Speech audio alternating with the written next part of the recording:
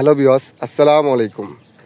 আজকে একটি গুরুত্বপূর্ণ বিষয় নিয়ে আপনাদের মধ্যে কথা বলবো। এটা হলো একটি দোতলা বিল্ডিং।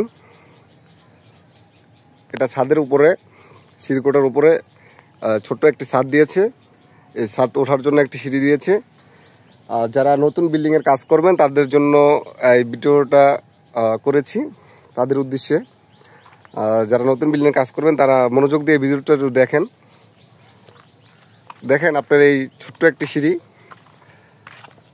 2.5 ফিট হবে পাশে। এই সিঁড়িটার মধ্যে আপনার রাজমিস্ত্রি ঢালাই দিছে। আপনার সেই ঢালাইয়ের কাজটি একটু দেখাবো। আর সিঁড়িটা কতটা ঝুঁকিপূর্ণ সেই বিষয়টা নিয়ে আপনার সাথে আলোচনা করব। প্রথম 2 ধাপের উপরেই 3 ধাপের মধ্যেই দেখেন আপনারা রড দেখা যাইতেছে, সম্পূর্ণ খালি জায়গা, পুষ্ট দেখা যাইতেছে আপনারা। প্রত্যেকটা ধাপই এরকম। তারপরে এই ধাপটা দেখেন, এই ধাপটা তো রড দেখা যাইতেছে। এগুলো সব খালি। কিভাবে ঢালাই দিছে সেটা আমার মাথায় কাজ করে না। প্রত্যেকটা ধাপে এরকম দেখেন। এই যে দেখা যাইতেছে পুষ্ট, এই যে রড পুরোটা খালি, আমার হাত ঢুকে যায়। এইভাবে পুরো সিঁড়িটি এরকম হয়েছে। আরেকটা বিষয় আপনাদেরকে দেখাবো। এটা হলো সিঁড়িটার পিছনের সাইড।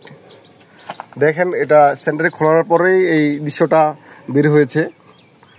এই পিছনের সাইডে এটা পুরোটাই ফিটে গেছে। এটা অনেক ঝুঁকিপূর্ণ। এটা আমার মনে হয় এটা ভেঙে করতে হবে। দেখেন, এই পাশ দিয়া একবারে আমরা আটটু হলে আমার হাতই ঢুকে যেত পুরা।